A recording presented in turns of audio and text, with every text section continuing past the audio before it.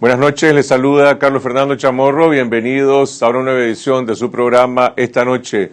Hoy vamos a hablar del panorama fiscal en América Latina y cómo se ubica en Nicaragua y Centroamérica, aprovechando la presencia en Managua de Juan Alberto Fuentes, economista, director de Desarrollo Económico de la Comisión Económica para América Latina, CEPAL, quien esta mañana brindó una conferencia sobre este tema. Empezamos con las noticias del momento. Hoy se conmemora un año de la histórica sentencia de la Corte Internacional de Justicia de La Haya que le permitió a Nicaragua, como resultado de un juicio contra Colombia, incorporar más de 90.000 kilómetros cuadrados de mar territorial a nuestra soberanía. Una sentencia que Colombia al día de hoy aún se resiste a acatar en abierta violación a lo que demanda la Corte y a la naturaleza de esta sentencia de ineludible cumplimiento. Hoy la Asamblea Nacional le otorgó una condecoración al embajador de Nicaragua, Carlos Argüello, agente ante la Corte de La Haya, un funcionario público que simboliza la única política de Estado que Nicaragua ha mantenido durante más de 3 décadas en torno a la promoción de nuestros intereses territoriales. Eduardo Montealegre, líder de la bancada opositora, en un discurso resaltó, igual que Argüello, la naturaleza de esta como una política de Estado y dijo que así como Nicaragua ha logrado estos resultados en la política exterior, se debería hacer lo mismo en otros aspectos, aludiendo al proyecto actual de las reformas constitucionales que, de acuerdo a Montealegre, estaría siendo impuesto de manera arbitraria por parte del partido de gobierno. En el plano judicial empezó la cuenta regresiva para el traslado de los 18 mexicanos integrantes de lo que se conoce como la banda de los falsos Televisa, un caso que aunque las autoridades consideran que lo están cerrando, en realidad dejó abiertas muchas preguntas, como por ejemplo, ¿cómo fue posible que esta banda entrara y saliera de nuestro territorio nacional en un lapso de más o menos 5 años durante 45 ocasiones, cruzando, entrando y saliendo de los puestos fronterizos, trasegando dinero, trasegando drogas, sin haber sido nunca interferido por las autoridades? ¿Acaso existían instancias de complicidad con la banda de los falsos Televisa? Nadie quiso investigar, nadie quiso ir a fondo en torno a esta situación. El día de hoy, el abogado mexicano José Pedro Solís, el defensor de los 18 integrantes de esta banda, que en Nicaragua fueron condenados por delitos relacionados con el crimen organizado, dijo que en realidad sus clientes fueron obligados a firmar los documentos pidiendo el traslado a México para cumplir sus penas.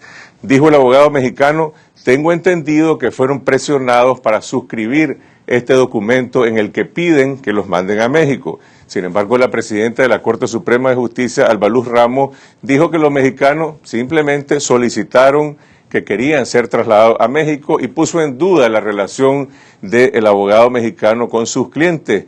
Dijo Alba Luz Ramos: solo que él tenga una forma de comunicarse con los mexicanos que estaban detenidos, algunos de ellos incluso como la señora Raquel Alatorre, aislada en la Dirección de Auxilio Judicial. En Estados Unidos, el secretario de Estado John Kerry pronunció ayer un discurso ante la Organización de Estados Americanos definiendo la política de su gobierno en torno a nuestra región. Dijo Kerry que la doctrina Monroe ha muerto y que Estados Unidos le propone a América Latina una relación de iguales. Veamos la noticia en la AFP. En su primer gran discurso ante la sede de la Organización de Estados Americanos, este lunes John Kerry sorprendió al auditorio. El secretario de Estado norteamericano defendió una nueva fase en las relaciones entre Estados Unidos y Latinoamérica, anunciando el fin de la llamada doctrina Monroe. Esta doctrina afirmó nuestra autoridad para intervenir y oponernos a la influencia de las potencias europeas en América Latina, y a lo largo de la historia de nuestro país, sucesivos presidentes han reforzado esta doctrina y han tomado decisiones similares. Hoy, sin embargo, hemos tomado una decisión diferente. La era de la doctrina Monroe se acabó.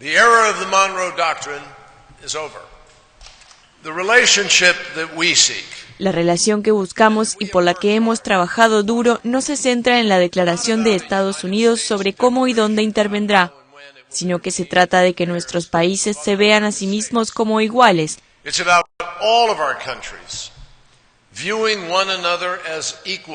De compartir responsabilidades, cooperar en materia de seguridad y no adherirnos a ninguna doctrina, sino de tomar decisiones como socios para perseguir los valores e intereses que tenemos en común.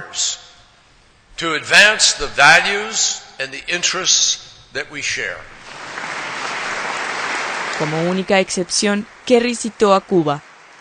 Si bien saludó los cambios recientes, afirmó que la vida de los cubanos sigue estando marcada por el autoritarismo y que si no se producen cambios más profundos, la isla quedará rezagada con respecto al siglo XXI.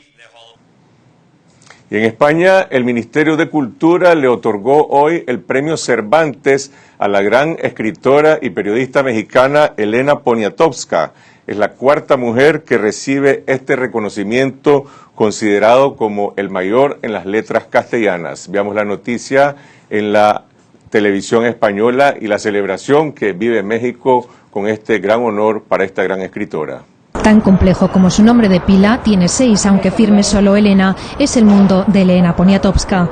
Nacida en París, descendiente de la realeza polaca, criada en México, estudiante en Estados Unidos, periodista, profesora, activista social, escritora premiada, hay incluso un premio en México que lleva su nombre. Casi al mismo tiempo que su primer trabajo como periodista, en el que retrató la sociedad mexicana de los años 50, publicó su primer libro, Lilus Kikus, y desde entonces literatura y periodismo fueron en Poniatowska de la mano. Creo que es una escritora que me interesa sobre todo por su el aspecto de haber penetrado en la realidad histórica contemporánea mexicana. No se lo esperaba, Elena Poniatowska. En absoluto, de hecho estaba corriendo, en lo cual es también otro dato admirable para una persona de su edad, ¿no? Realizadora de cortos, autora de libros infantiles y de adaptaciones teatrales, ningún género ha escapado al interés de Poniatowska, que tampoco ha eludido el compromiso. Llegó a rechazar el premio que le concedieron por su crónica sobre la masacre de Tlatelolco. Dice el jurado que su obra describe el siglo XX desde una proyección internacional e integradora. El premio Cervantes suma una línea más a la biografía de Elena Poniatowska. En Honduras se celebran elecciones este domingo. Todo indica que será una competencia sumamente cerrada entre la candidata del Partido Libre, Xiomara Castro, esposa del expresidente Mel Zelaya y principal dirigente político de esta agrupación, y Juan Orlando Hernández, del Partido Nacional, expresidente del Congreso. Las encuestas indican en este momento un empate técnico entre estos dos contendientes. La verdad se sabrá el próximo domingo. Veamos la noticia en la AFP. Los candidatos presidenciales de Honduras cerraron este domingo la campaña electoral con grandes concentraciones. Xiomara Castro, candidata del Partido Libertad y Refundación y esposa del derrocado presidente Manuel Zelaya, reunió a miles de personas en Tegucigalpa. Y así como ustedes confiaron en Mel, porque lo han acompañado en todo este tiempo, yo quiero decirles que confíen en mí. En su discurso reiteró su llamado a la reconciliación del país. En estos 7 días que faltan mediremos como un pueblo valiente que estuvo de pie y que logró revertir ese golpe de Estado para que nunca en ningún país de América Latina vuelva a cometerse el crimen de un golpe de Estado. Las encuestas señalan que las elecciones se disputarán entre Castro y el oficialista Juan Orlando Hernández. Vamos a una pausa, regresamos con Juan Alberto Fuentes, economista guatemalteco, exministro de Hacienda de su país, director de la División Económica de la CEPAL, la Comisión Económica para América Latina, para conocer sobre el panorama fiscal de nuestra región, cómo se ubica Nicaragua y Centroamérica en el concierto del debate actual sobre las reformas tributarias.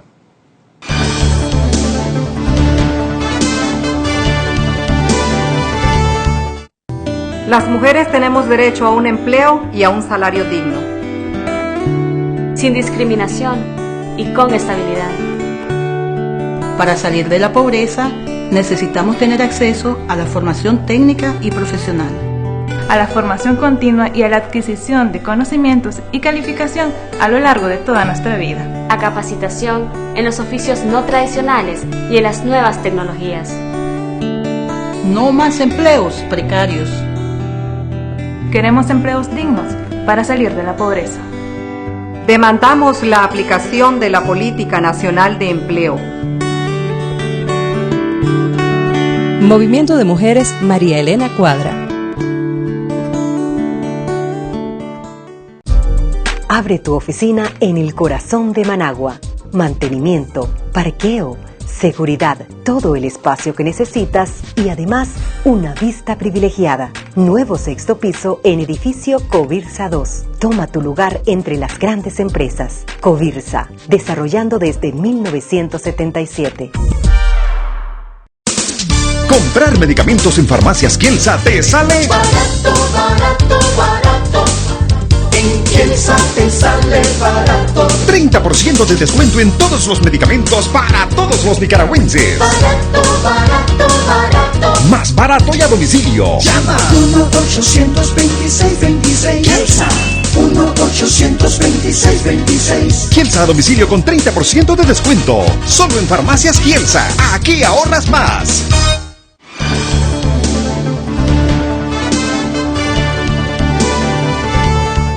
Esta mañana se inauguró en Managua un seminario sobre retos fiscales y desarrollo incluyente, organizado por el IEP, el Instituto de Estudios Estratégicos y Políticas Públicas, y auspiciado por Christian Aid y la Unión Europea. Uno de los principales temas que se abordó hoy está referido al panorama fiscal en América Latina, a partir de una conferencia que brindó Juan Alberto Fuentes, economista, director de la División de Desarrollo Económico de la CEPAL. Nos acompaña Juan Alberto Fuentes y es un honor para nosotros tenerte, Juan. Gracias por acompañarnos. No, gracias por la invitación. Parte de la premisa de tu ponencia, en la que hablaste de la situación de América Latina, es que en las últimas décadas ha aumentado la carga fiscal en la región, en los diferentes países, más en unos, menos en otros, por una incidencia de diferentes causas. ¿Cómo se vislumbra, en primer lugar, la tendencia general? Bueno, efectivamente ha habido un aumento de la carga tributaria, entendiendo por carga tributaria la proporción de impuestos dentro del Producto Interno Bruto de cada país. Esto responde a distintas dinámicas dependiendo de las subregiones. Uno tiene el caso de América del Sur, donde ha sido más significativo y donde responde básicamente que han cobrado más impuestos a la exportación de recursos naturales. Entonces ahí tiene uno dos grandes grupos de países, por una parte los productores de hidrocarburos, petróleo, gas, caso de Ecuador, de Bolivia, parte Colombia, Venezuela, donde ha aumentado los ingresos como resultado de los precios más favorables del petróleo y de empresas estatales muchas veces que han intervenido en eso. Y luego uno tiene otro grupo de países que son los productores de minerales y metales, caso de Chile, caso de Perú, en parte Brasil, donde ahí ha habido un aumento derivado de los precios más altos de esos productos que han sido captados por la vía de impuestos, sobre todo el impuesto sobre la renta, también regalías, ¿no? Un caso especial es el de Argentina, donde aplicaron impuestos a las exportaciones, es un caso más bien extraño, pero ese conjunto de acontecimientos es lo que explica la mayor carga tributaria, que por cierto se ha reflejado un aumento del gasto social importante. ¿Por dónde anda la media de la carga tributaria de la región? Es difícil, porque una media engaña en este caso, ¿no? Uno tiene Brasil, Argentina con cargas tributarias de 34, 35, luego el caso de Uruguay 28 por ahí, y luego otro grupo de países que anda entre 15 y 25, ¿no? Los países centroamericanos están en otro grupo, en otra categoría, con cargas tributarias generalmente algo menores, y donde no se han beneficiado tanto o bastante menos de lo que es el aumento de los precios de las materias primas. En este caso está más asociado a lo que hacen o dejan de hacer en relación a los impuestos directos, como el impuesto sobre la renta, al IVA, pero me gustaría entender, por ejemplo, cómo se ubica Nicaragua dentro de este panorama general. En el país, por lo menos en el sector privado, hay un discurso o hay una percepción de que en Nicaragua se ha aumentado, dicen, considerablemente la carga tributaria. Algunos expertos dicen de que eso es una afirmación que no se corresponde realmente con lo que las cifras indican. No, sí ha aumentado. Sí ha aumentado y en casi todos los países de Centroamérica también ha aumentado, ¿no? Incluso en Nicaragua, Panamá han aumentado quizá más que en otros países, ¿no? Y esto es parte de un panorama general, eso sí, de Centroamérica, República Dominicana, de reformas tributarias más activas. En cierto modo, Centroamérica se ha visto obligada a reaccionar, porque a diferencia de Sudamérica, no ha tenido todos estos recursos derivados de los recursos naturales, ¿no? Entonces uno ve reformas tributarias con un predominio de las reformas del impuesto sobre la renta, cierto fortalecimiento del IVA, básicamente esos dos. Ahora, el que haya aumentado la carga tributaria, bueno, decías que en buena parte está relacionado con materias primas, impuestos a exportación en otros casos, pero ¿ha incidido esto en lo que antes se consideraba que era una tendencia a estructuras tributarias regresivas que predominaban en América Latina? ¿Es más progresiva hoy la tributación en términos generales? Sí, es más progresiva, pero todavía tiene una incidencia muy limitada en términos de afectar la distribución del ingreso. A diferencia de Europa, en América Latina el impacto principal en la distribución, en la redistribución favorable, sea por la vía del gasto, casi exclusivamente por la vía del gasto, ¿no? Gasto social, sobre todo, transferencias directas a familias pobres, ¿no? Uno ve los coeficientes de Gini, de concentración del ingreso de Europa, y bajan, es una combinación la reducción, ¿no? Cuando uno compara la situación sin impuestos, sin política fiscal, con política fiscal, ¿no? Ahí contribuye el gasto, contribuyen los impuestos, en América Latina solamente el gasto y muy poco los impuestos. Una cosa que llamó la atención a propósito de este nuevo ciclo electoral que se está viviendo en América Latina, el domingo pasado hubo elecciones en Chile, la candidata que seguramente será la próxima presidenta, Michelle Bachelet, la expresidenta, hizo campaña proponiendo una reforma tributaria, es decir, recaudar más para orientar el gasto social en torno a la educación y a la salud. En Centroamérica, por ejemplo, eso es un anatema. Yo nunca he conocido un candidato presidencial que diga vamos a incrementar los impuestos para mejorar la calidad del gasto público. Más bien los políticos ofrecen bajar impuestos o en todo caso ofrecen incentivos y ofrecen exoneraciones. ¿Cómo se ubica Chile y particularmente la experiencia chilena de la concertación tributaria y lo que podría ser Bachelet ahora? Bueno, creo que se están combinando ahí dos fenómenos. Por una parte, unas crecientes demandas sociales, ¿no?, reflejadas en una serie de manifestaciones, que por cierto no han tenido lugar solo en Chile, también en Brasil, otros países, Perú, exigiendo servicios de más calidad, y luego un reconocimiento también como parte de eso, que para tener esos servicios sí se necesitan más recursos, ¿no? El otro fenómeno que yo creo que es más asociado a la historia chilena es de cierta seriedad política, ¿no?, de partidos institucionalizados, muy sólidos, un nivel de debate bastante fuerte, donde si un candidato sale, como a veces salen algunos de nuestros países, prometiendo de todo, entonces se le exige que explique, bueno, cómo va a cumplir con todo eso, ¿no? Y queda incluso ridículo pierde posiciones frente a su público.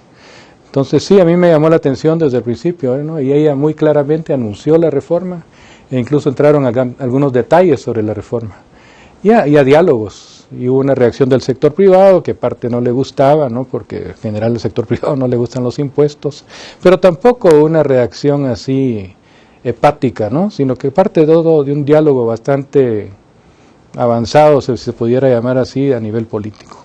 En ese panorama general, ¿cómo se ubican algunos de los obstáculos que han estado planteados a las reformas tributarias como parte de herencias de políticas anteriores? Por ejemplo, la cultura de las exoneraciones, la cultura de las exenciones, que tendió a dominar muchos países bajo la premisa de que era necesario aplicar estas políticas para atraer inversiones, y ahora algunos dicen, bueno, hay que lidiar con las exoneraciones para poder hacer verdaderas reformas fiscales. El debate es muy diferente en América del Sur a Centroamérica en ese sentido, ¿no? Aquí es cierto, yo como guatemalteco también lo sé, en Guatemala el tema de los incentivos siempre está en la agenda fiscal, y casi que se explica que no hay inversión porque no hay incentivos y que solo mediante incentivos va a haber inversión, ¿no? En el caso de América del Sur es al revés, más bien ha habido un aumento fuerte de la inversión extranjera, con impuestos más fuertes, es al revés. Eso por un lado, y por otra parte hay este reconocimiento de que se necesitan recursos para financiar gastos sociales adicionales, ¿no? Y luego con un panorama económico donde yo creo que hay una inflexión actualmente para el conjunto de América Latina, ¿no? Comparado con el periodo 2003-2008, periodo durante el cual hubo bastante crecimiento en la región, ahora se vislumbra más bien un crecimiento menor en la región, especialmente frente a lo que ha pasado en Europa, Estados Unidos, desaceleración de China. Entonces, frente a eso se está comenzando a percibir, a reconocer que los recursos de los estados pueden ser insuficientes para enfrentar esas expectativas sociales que han surgido, ¿no? Y por consiguiente ya no se puede depender solo de los recursos obtenidos de las materias primas, sino que se requiere una base más sostenible de recursos públicos nacionales, ¿no? Lo cual supone acuerdos sociales, acuerdos económicos, acuerdos políticos. Vos sos economista, has estado en los dos lados de la acera, como estudioso, como consultor, ahora como funcionario internacional de la CEPAL, también estuviste al frente del Ministerio de Hacienda de tu país intentando promover cambios en esta materia. Vamos, ¿esto es un problema de carácter técnico o de carácter político, la reforma fiscal? Bueno, la respuesta fácil es decir los dos, pero yo estoy convencido que el desafío más importante, más difícil es el político, ¿no? Se pueden definir y salen lineamientos bastante claros actualmente del tipo de reforma óptima, si uno le quiere llamar así, en la región. Un buen impuesto sobre la renta, que tenga cierta capacidad redistributiva, que no tenga tasas demasiado altas, porque eventualmente sí podría desincentivar la inversión. Un IVA que no sea demasiado fuerte para que no sea demasiado recesivo, en fin. Pero el tema no es ese, ¿no? El tema más bien es convencer, llegar a acuerdos, y en circunstancias donde es difícil y va a continuar siendo difícil, ¿no? Casi las historias de los estados del mundo, no solo de América Latina, están todas vinculadas directamente al tema fiscal, ¿no? Y a conflictos y a manejos de intereses, percepciones, pasiones también, ¿verdad? Vamos a ir a una pausa y al regresar me gustaría conocer tus reflexiones, tu visión y lo que planteaste esta mañana en torno a esto que se da a llamar la renovación del pacto fiscal. Uno podría decir renovación del pacto fiscal como un planteamiento general en América Latina. Hay algunos países en los cuales no ha existido pacto fiscal, se hablaría probablemente más bien de la fundación o el establecimiento de pactos fiscales, pero bueno, ¿cómo se puede hacer, cómo se puede concertar un pacto fiscal, la experiencia que viviste directamente como ministro y cómo lo ves ahora, en este caso, pues como funcionario de la CEPAL? Ya regresamos.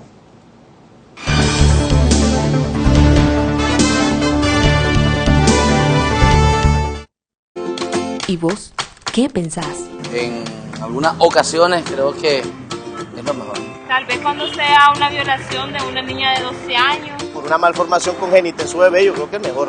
Hay personas que tienen cáncer y... ¿Cómo va a morirse la mujer y dejar a su otro hijo? Nace el niño y muere la madre. La ley no mira. ¿Y mis hijos? Si la vida de la madre está en riesgo. Obligarle que ella pueda parir, no se puede. Debería de ser legal. No es lo mismo que me lo cuenten a que lo viva. Aborto terapéutico. ¿Y vos qué pensás?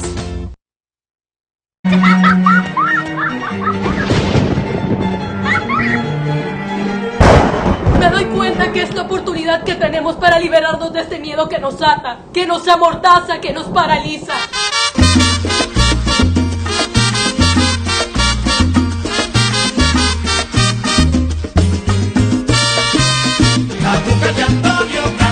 Óyeme, me voy para el abuelo pastanguero, caminar así.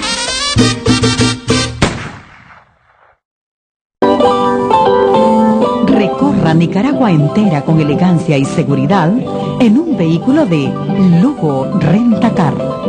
En Lugo Rentacar, usted puede alquilar el vehículo de su conveniencia, en las mejores condiciones y a los mejores precios.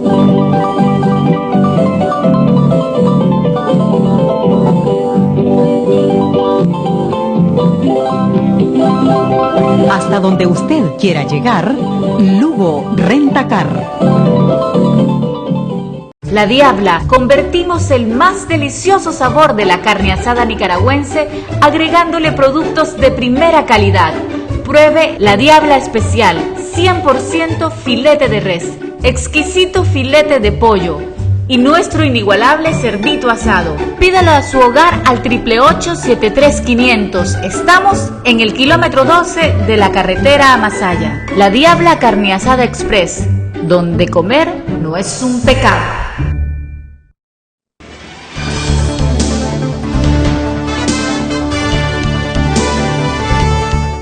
Continuamos en esta noche, estamos conversando con el doctor Juan Alberto Fuentes, economista, director de la División de Desarrollo Económico de la CEPAL, Comisión Económica para América Latina, exministro de Hacienda de su país, Guatemala. Me gustaría empezar por ese punto. Al terminar tu gestión como ministro, escribiste un libro, algo muy inusual para un funcionario público en nuestros países centroamericanos, además con un título muy revelador. El libro se llama Rendición de Cuentas.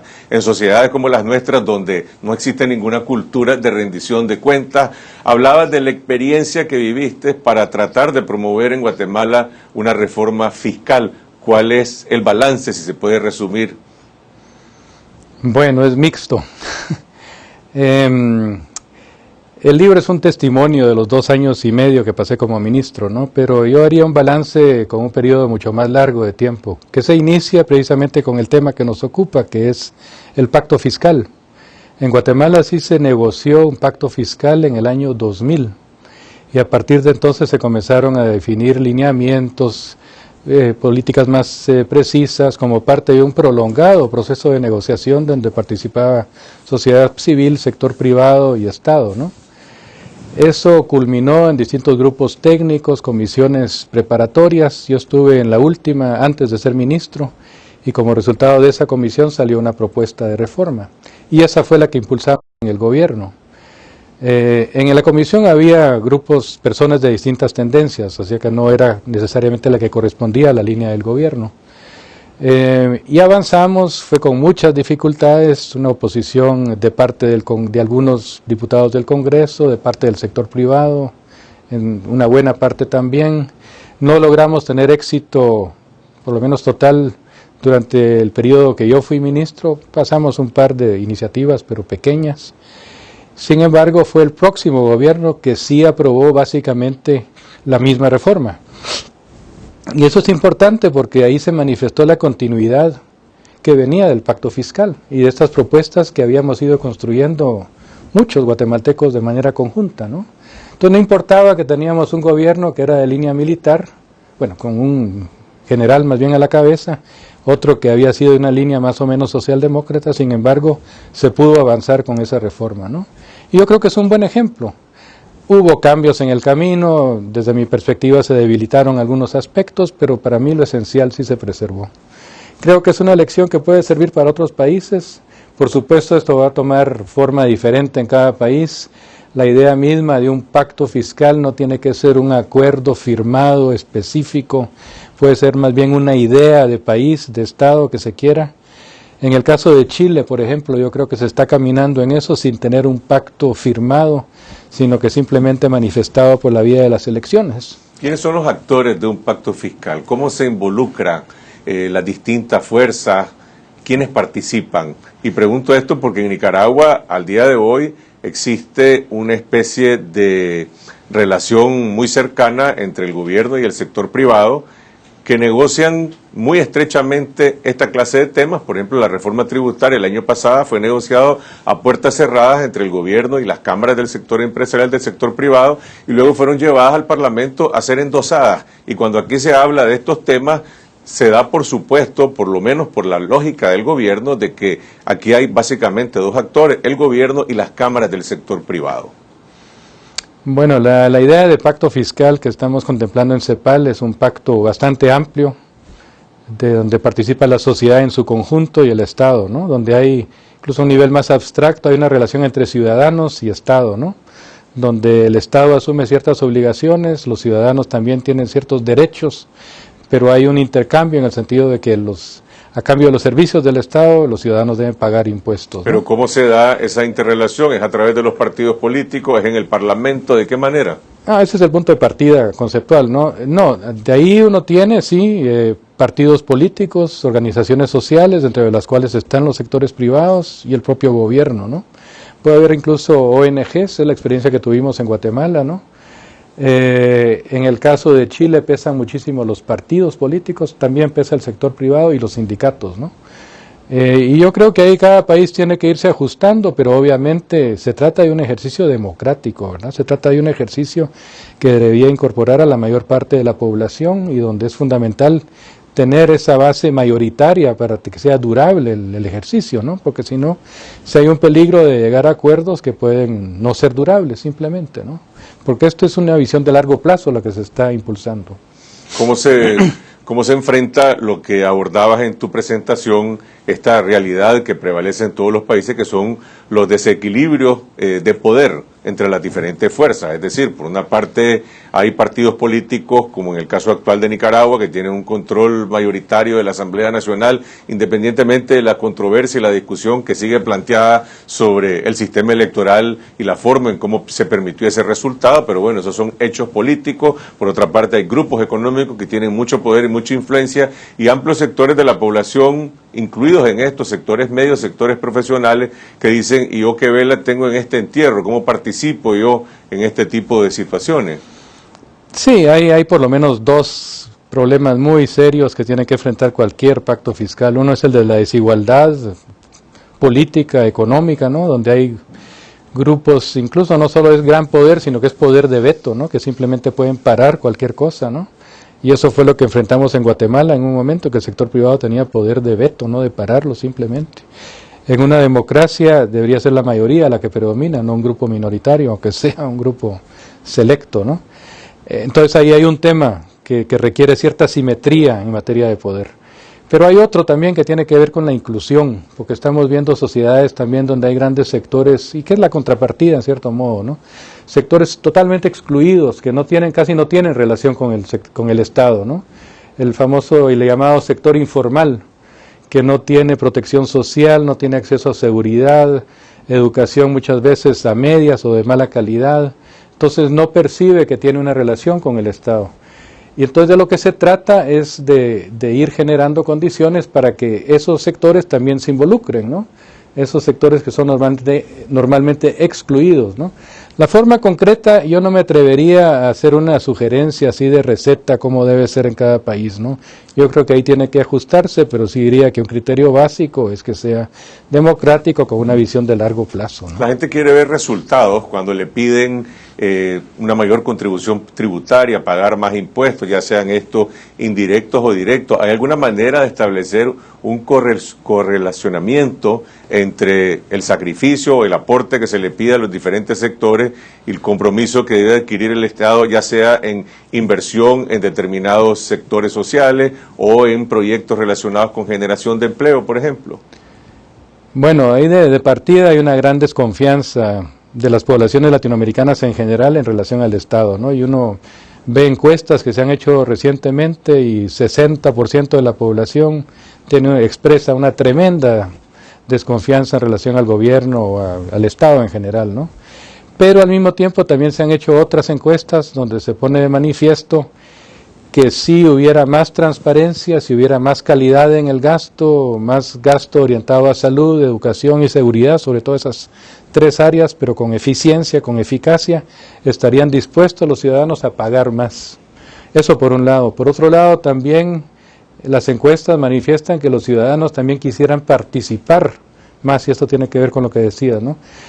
Participar más en la definición de lo que se va a hacer con sus recursos, ¿no? Que nos lleva a todo el tema de rendición de cuentas, de transparencia, ¿no?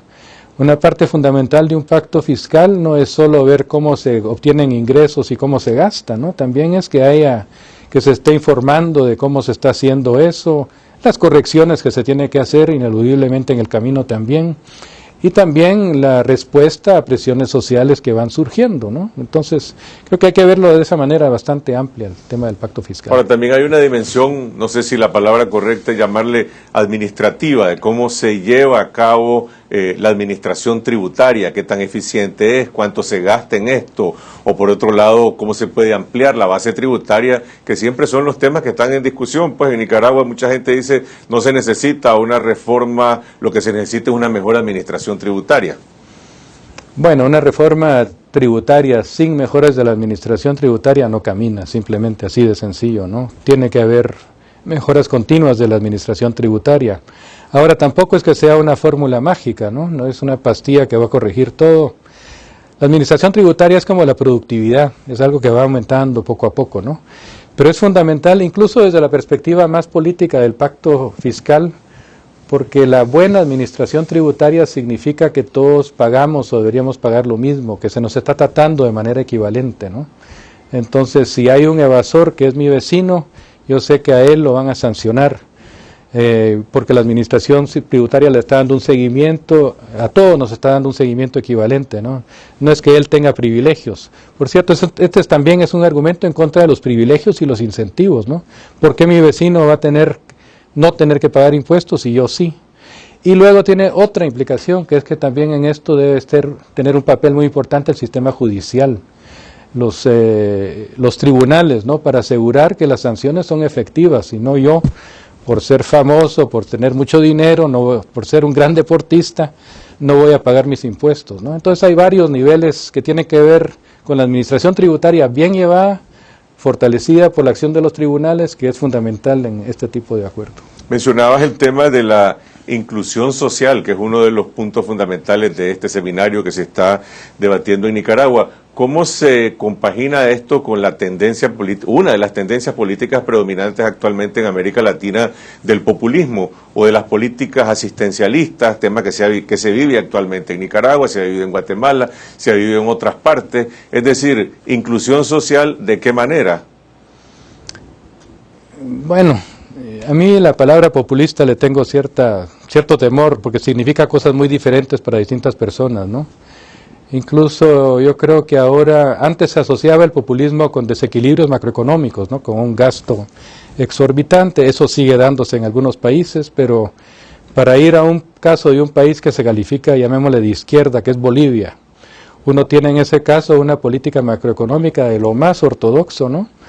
Con una generación de unas reservas internacionales que son más del 50% del PIB, una inflación bajo control, entonces uno tiene ahí ese caso.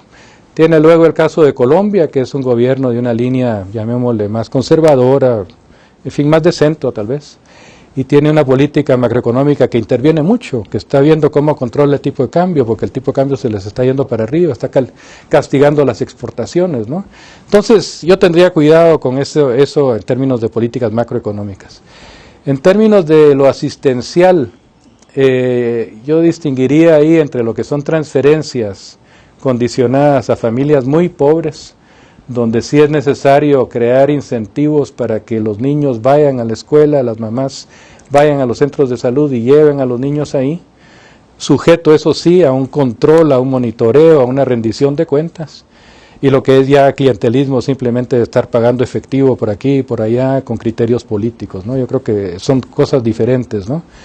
Y donde lo fundamental al final de cuentas sí es tener más bien una política social de largo plazo, y ahí entra el tema de la calidad de la educación, la calidad de la salud, y por la razón por la cual ahora lo que está pasando en Chile creo que hay que darle mucha atención porque van un poco en esa línea, ¿no? Ahora, la CEPAL está proponiéndole a los gobiernos, o está poniendo a disposición de los gobiernos esta experiencia o esta reflexión relacionada con el pacto fiscal. ¿Es una idea, es una sugerencia o es una política que se está promoviendo? Lo hemos estado discutiendo dentro de la CEPAL y próximamente, próximos meses va a salir un documento que va a ser presentado en lo que se llama la Asamblea de la CEPAL, el periodo de sesiones de la CEPAL en Lima.